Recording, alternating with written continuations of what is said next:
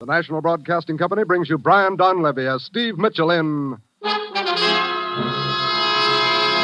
Dangerous Assignment. The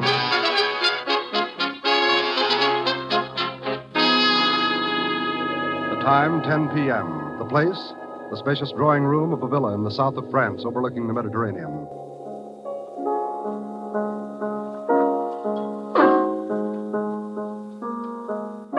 A stout man in a velvet dressing gown sits at the piano, his stubby fingers gliding expertly over the keys. Come in, Philippe.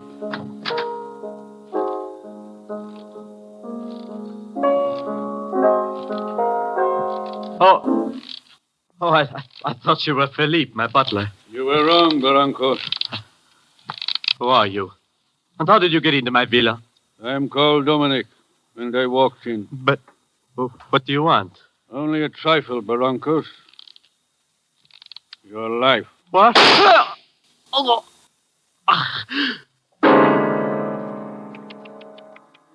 Such a discord.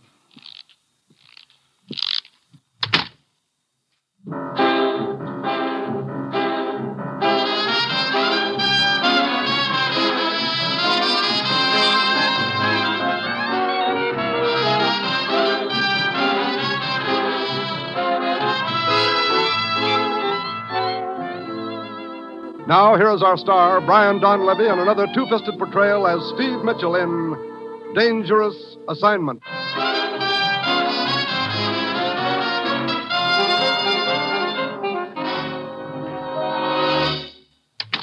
Well, here he is, Commissioner. Guess where I found him? On second thought, better not guess. Steve? Hello, Commissioner. Well, where am I going this time? Paris. Paris. Hey, what was her name now? Don't count on that, Steve. And no horse races either. Hmm. This isn't a pleasure trip. It's strictly business, and dangerous business.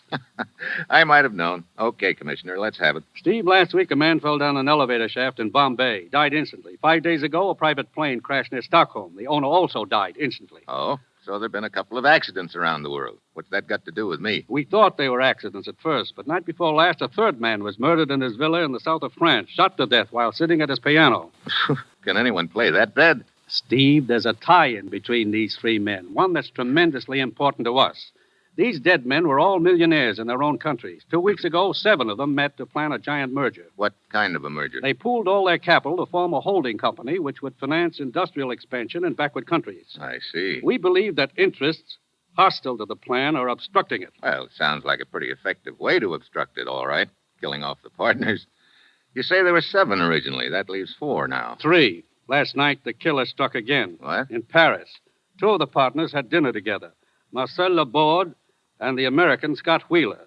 As they left the cafe, they were fired on. Laborde was killed. You know, I'm beginning to think you've got a nice, safe job picked out for me, Commissioner. I get to play bodyguard, huh? As usual, you'll pose as a foreign correspondent after an interview with the American, Scott Wheeler. Actually, your job is to protect him and the other surviving partners, and to get to the bottom of these killings. Where's this Scott Wheeler staying? At the Hotel Brevant. That will be your first stop in Paris. Ruth got my press credentials and passport ready? And your plane ticket. You take off in 2 hours. Steve, we don't want anything to interfere with the plans of these men. Those killings have got to be stopped. That's your assignment, Steve. Good luck.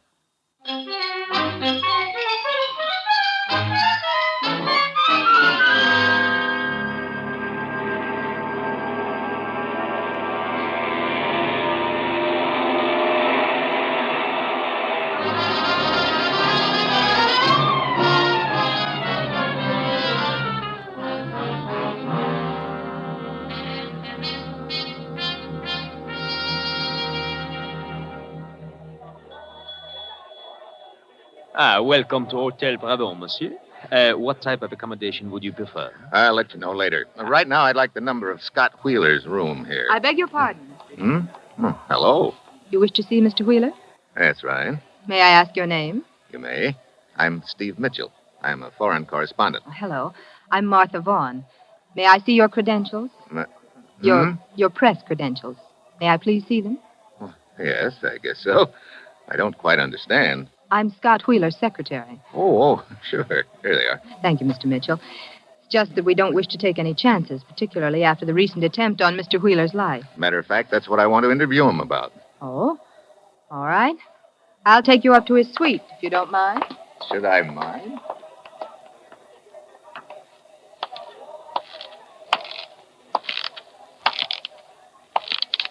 Look, Oui, monsieur. that man who was just here, he was Steve Mitchell, Oui, he was a friend of yours. in a way. Thank you. Monsieur, you wish to leave a message for him? No. I will deliver it to him later. In person.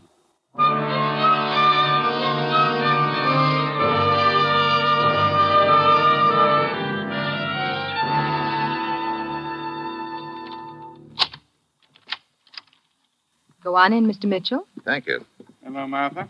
Oh, Mr. Wheeler, this is Steve Mitchell. He's a foreign correspondent from the United States. Hello. Glad to know you, Mitchell. Meet my associate, Gordon Hemsley. Hi. How do you do? Well, I'll be running along, Wheeler. Ring me up as soon as Voorhees arrives, will you? Okay. Good day, gentlemen. Well, what can I do for you, Mitchell? Well, I believe he'd like a story about the shooting night before last, Mr. Wheeler. That's right. There's not much to tell. Laborde and I had dinner together, took a walk afterward. Laborde felt like a cognac, so we stopped in a little place called La Patate. La patate. Yes. That's slang for potato, isn't it? Yes. They think of some strange names for their bars. Anyway, we had a drink and left. Just as we went out the door, I heard some quick footsteps behind us. I started to turn around. The next thing I knew, one bullet whistled by my ear, another one hit Laborde and killed him. I see. I'd like to take a look at this bar where the shooting took place. La Patate? Yeah. Where is it? Well, it's sort of a hard place to find. Martha, why don't you show Mitchell where it is? All right with you, Mitchell? I can't think of a guide I'd rather have, Mr. Wheeler. Thank you.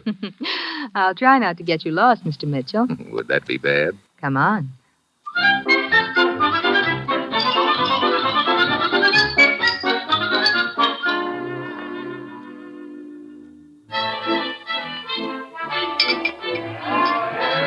So this is the potato. Sounds like a hot potato right now. That's some music. That's what they call le jazz haute, Mr. Mitchell. I can believe it. You know, I've got one rule with all my guides, Martha. Mm-hmm. They call me Steve. All right. You sound like you've had a lot of guides. Steve? I get lost easily. No. You worked for Mr. Wheeler very long, Martha? What? About a year. Like it? Mm-hmm. Mm-hmm. Seem to be talking about me all of a sudden, Steve. I thought it was the attempt on Mr. Wheeler's life you were interested in. I've got a two-track mind. Okay, I'll get back on track one. Now, as I get it, Wheeler and Laborde came here, had one drink, and left. Yes, the shooting took place right outside. Apparently someone followed... What's the matter? Steve. That little man who just walked by. What? Oh, the gent with squeaky shoes? What about him? Well, I've noticed him hanging around the lobby of our hotel lately. What? Yes. And night before last, just after Mr. Wheeler and Laborde went out to dinner, he left too. Hey, maybe we should have a talk with him. Steve, look. He saw us watching him. He's going out the front door. Come on. I wonder... What? Nothing. We'll talk about it later. There he goes in that cab. Come on. There's another cab over here. Yeah. Driver? Oui, monsieur. Taxi cab, huh? Yeah. That cab, hightailing it down the street. Don't let it out of your sight. Let's go.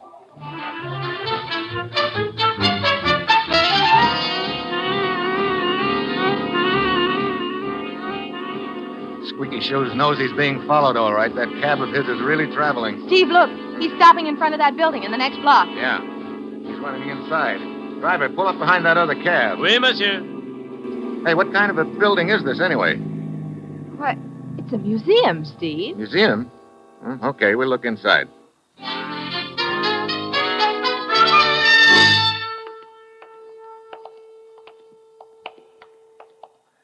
Some museum, Martha. Looks like King Arthur's Round Table. We're in the medieval room, Steve. The armor, the weapons, and the tapestries are all from the Middle Ages.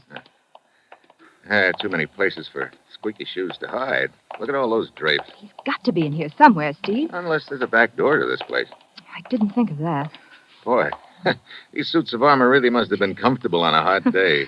Look at the battle axe with this suit. Yeah, reminds me of a lot of old mother-in-law jokes. Well, come on, let's go. Oh, Steve, watch out! Huh? The armor, the battle axe, it's falling. Hey! Oh. Steve, you all right? Yeah. I almost got a haircut the hard way. Look, help me get this tin tuxedo off me. Oh, yes, of course. Yeah. Somebody behind the drapes shoved it over. He's probably long gone by now. Well, come on, Martha. Let's go back to Wheeler's suite.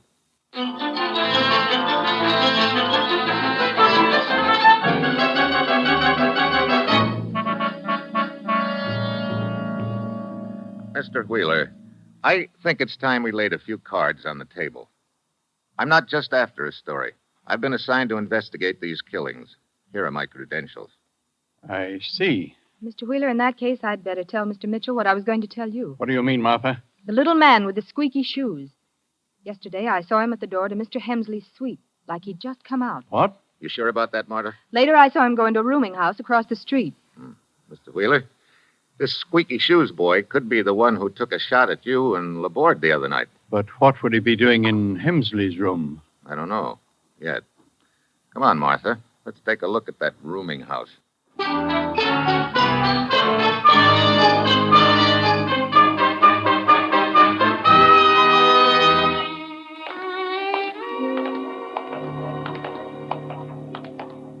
I think this is it, Steve. Looks like a real dive, doesn't it? Yeah. But at least it's a convenient location just across the street from Hemsley's hotel. You think there is some connection between them, Steve? Let's go in.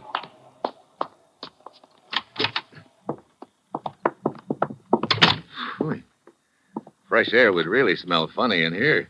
There don't seem to be any rooms downstairs, Steve. Come on, we'll try the stairway. Steve, wait. You hear that? Yeah. Squeaky shoes. There he is at the head of the stairs. Hey, you. Wait a minute. I want to talk to you. Hey, what's the matter with you? Steve, he's bleeding. He's grabbing at his chest. Get out of the way, Martha. Here he comes. Holy smoke. Steve, is he still breathing? Not anymore.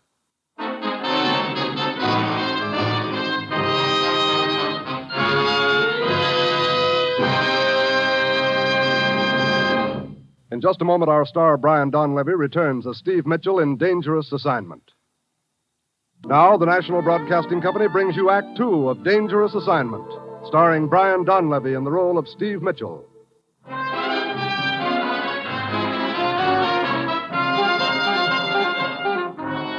The time, 30 seconds later. Steve and Martha have run up the stairs and are searching the dead man's room. Nothing here that I can see, Steve. Killer must have gone out the window, Martha. Still open. Well, let's go on back. Steve. Looks like the doorway is occupied. Oh? I'm Inspector Brisac of the Sûreté. Your name, monsieur? Steve Mitchell. I'm a foreign correspondent. This is Miss Martha Vaughn. Mademoiselle? Inspector? Monsieur, what connection exists between you and the dead man downstairs? Connection? None at all. Then what are you doing in his room? Trying to find the guy who stabbed him a couple of minutes ago. And you do not know the dead man at all? I don't even know the guy's name. It is Dominique. Dominique? That's supposed to mean something to me? It does to most of the police in Europe, monsieur. Dominique was a hired killer. Oh? You happen to know who his last boss was? No, monsieur, but we had heard Dominique was in Paris and had trailed him here. As you see, a few moments too late. Yeah. Well, look, Inspector, this is all very nice. But if you'll excuse me, I have a transatlantic call to put in. You say you are a foreign correspondent, Monsieur Mitchell. That's why the telephone call. My boss likes to hear from me now and then. Monsieur, perhaps your interest in this affair is greater than the procuring of a mere story, and perhaps not. Well, you've covered all the possibilities, Inspector. In any case, you will please keep yourself available for questioning. Paris is a big city, monsieur, but I am quite capable of finding you should you choose to hide. Kindly do not put me to the trouble.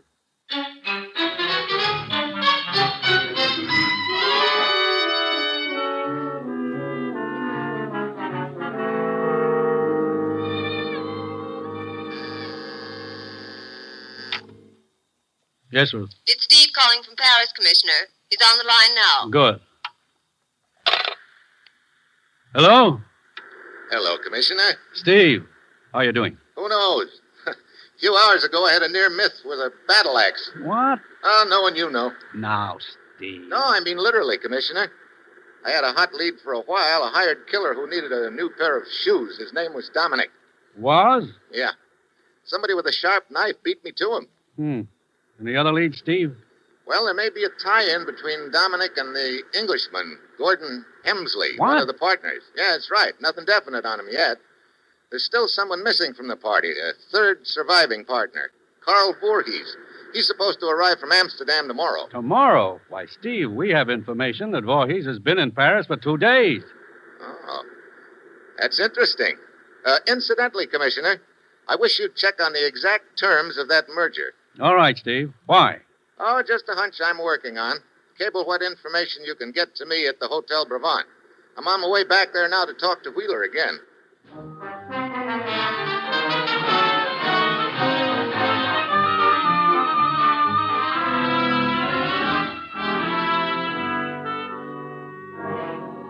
Mitchell, I'm no hero. If I'd known what this merger was going to mean, I'd never have gone into it, in spite of the good I know it'll do. But it's too late to back out now. All the papers have been signed. I think you should leave Paris, Mr. Wheeler. Don't worry. As soon as this meeting's over, I'm going to. What's the timetable on the meeting, Mr. Wheeler? Voorhees is coming in tomorrow from Amsterdam. He, Hemsley, and I are meeting tomorrow night around 10 to set a few final details. Then the quicker I get out of Paris, the better. Who? I'll go, Mr. Wheeler. Who is it, please? Carl Voorhees. Voorhees? Good evening, Wheeler. Hello, Voorhees. I wasn't expecting you until tomorrow. I decided to come tonight. You know Martha? Fräulein? This is Steve Mitchell, a foreign correspondent. Hello. Mynheer Mitchell. You say you just got in, Mr. Voorhees? An hour ago. That's funny. I heard you got in 2 days ago. That is a lie. Is it? Mynheer Mitchell, my affairs are no concern of yours. Where are you staying, Voorhees? At the Continental. Oh, just across the street. Well, it's too late to get anything done tonight, Voorhees. Where's Hemsley? Hemsley, he's staying at the Splendide. I suggest we meet here in my suite tomorrow night. How about 9:30? Yeah. I see you then, Wheeler. Good night. Good night, Fräulein. And Night. Mynheer Mitchell. Good night.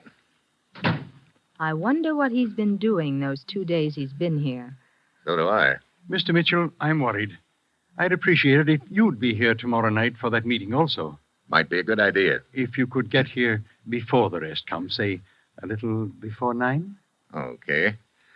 Well, I'm going over to see your partner, Gordon Hemsley. You better stay in your room all day tomorrow, Mr. Wheeler. I'll see you tomorrow night, about 8:45.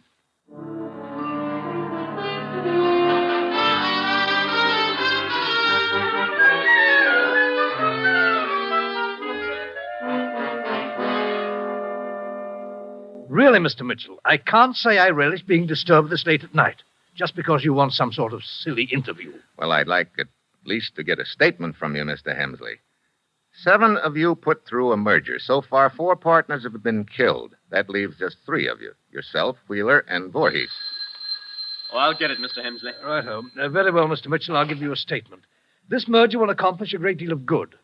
I personally intend to carry it through regardless of threats or any consequences to me. Speaking of threats, can you throw any light on the death of a hired killer named Dominic? Dominic? I don't know anyone by that name. Don't you? He was seen outside your room shortly before he was killed. Why, Mr. Hemsley. Yes? It's Voorhees on the telephone. He said when he was here this afternoon, he forgot to ask... Voorhees here? Never mind. I'll take the call. You have your statement, Mr. Mitchell. Would you please excuse me? Sure. And thanks. See you around.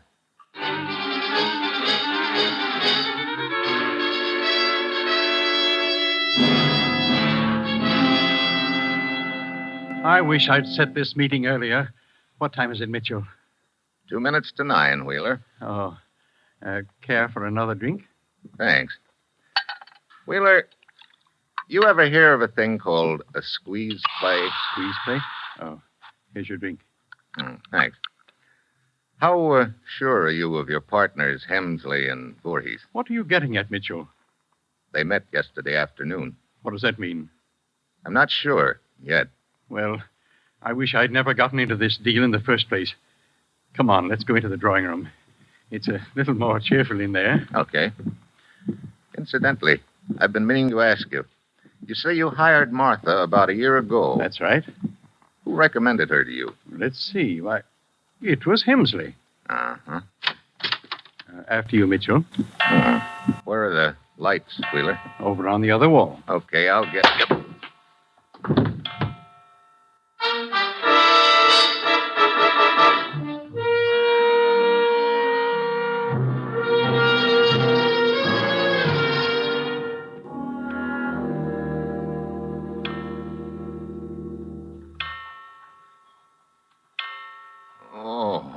Oh, my head.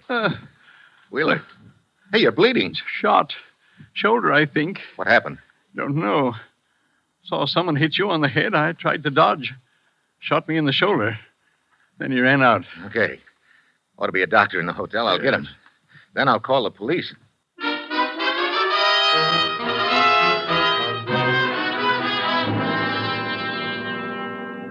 Monsieur Mitchell, once again I find you at the scene of a crime. Believe me, Inspector, it was not my choice either time.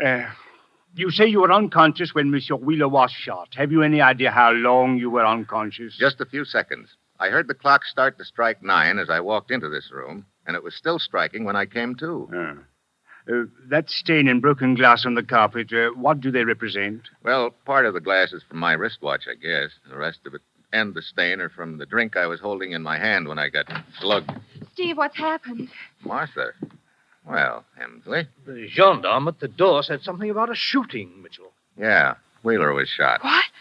Oh, Steve, is he still alive? Yeah, he's in the next room with the doctor. He's going to be all right. I just think it's a flesh wound. Oh. Well, that's good news. Is it, Hemsley? What do you mean by that, Mitchell? Skip it. Permit me, I am Inspector Brisac of the Sûreté. Did you two come over here together? I know. We just happened to arrive together, Inspector. I see. My room is just down the hall. Permit me to inquire as to your movements for the past hour. Why, I was in my room reading. And Mademoiselle has a witness? What? No. And you, Monsieur Hemsley? Wheeler had scheduled a meeting for 9:30. I waited in my hotel until it was time to come over. Then I came over. So?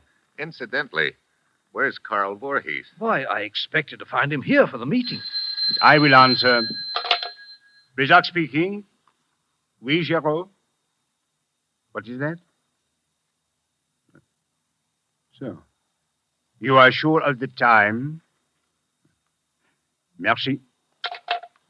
At 9 o'clock, Monsieur Voorhees called room service for some ice. When the boy arrived, 5 minutes later, he found Voorhees with a bullet through his heart.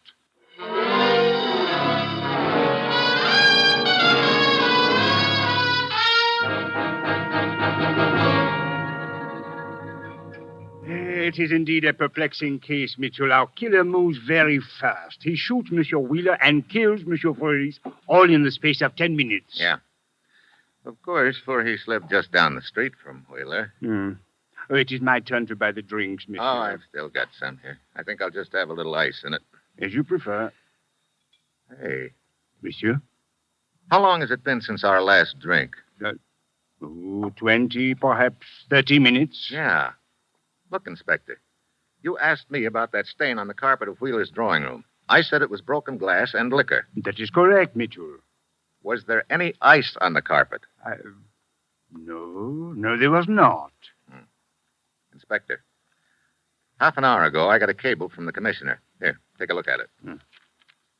Terms of merger such that in event of one partner's death, his voting interest passes to survivors. Mm-hmm. Now, if you'll round up everyone in Wheeler's room in a few minutes, I think I can deliver you one grade A killer.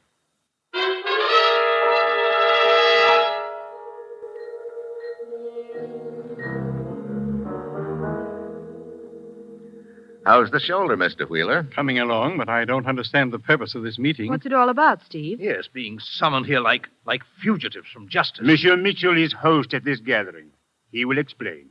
And I'll make it short. The person who shot Mr. Wheeler in the shoulder and killed Voorhees is undoubtedly the same one who hired Dominic to kill the other partners. You mean one man's behind this whole thing, Steve? One man. Or woman, Martha. I'd like to show you how that killer arranged the shootings tonight. Mr. Wheeler, this clock that was striking when I got slugged, has it been running okay lately? Why, yes, it has. Matter of fact, Martha took it to be fixed a couple of days ago. I see. Well, I don't see, Steve. What are you driving at? When I got knocked out, the clock was striking 9. When I came to, it was still striking, so I figured I'd just been out a few seconds. Actually, I was unconscious nearly 20 minutes, long enough for the killer to get to Voorhees' hotel, kill him, come back, reset the clock, and then shoot himself in the shoulder. What? What about it, Monsieur Wheeler? I'm afraid Mr. Mitchell's imagination is working overtime. Mitchell, do you actually think I'd shoot myself? If the stakes were high enough, and in this deal they are. You'd already knocked off 4 of your partners. That left only Voorhees and Hemsley in your way. I say, Voorhees and I were getting a little suspicious of Wheeler. We met yesterday afternoon to talk about it. My patience with your sense of humor is wearing thin, Mitchell. You're making a lot of statements that would be very difficult to prove. You're wrong there. I can prove most of them with the help of just one ice cube. Ice cube? Yeah. When I came to, all the ice in my drink had melted. Yet just now, down in the bar, it took the ice in my drink almost 20 minutes to melt. Well, Monsieur Wheeler? But it'd be kind of hard to explain that away, wouldn't it, Wheeler? Wouldn't it? I have nothing to say until I've seen my lawyers. That can be easily arranged, Monsieur. They will find it easy to locate you. You will be in prison.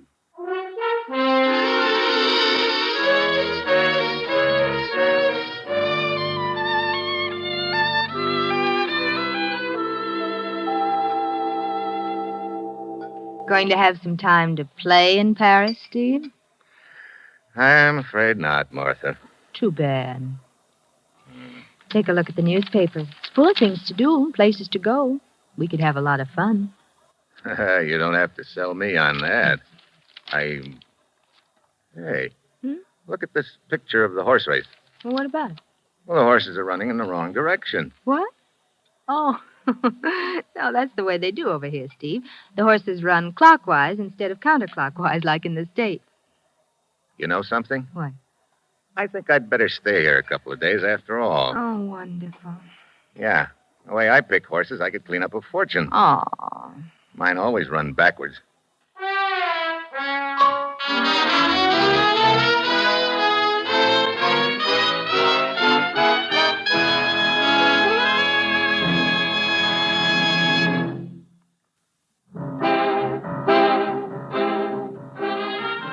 You have just heard the 5th in an exciting new adventure series, Dangerous Assignment, starring Brian Donlevy as Steve Mitchell. Dangerous Assignment is written by Bob Reif and directed by Bill Karn, with music by Bruce Ashley. Be with us again next week at this same time when Brian Donlevy, starring as Steve Mitchell, will embark on another Dangerous Assignment.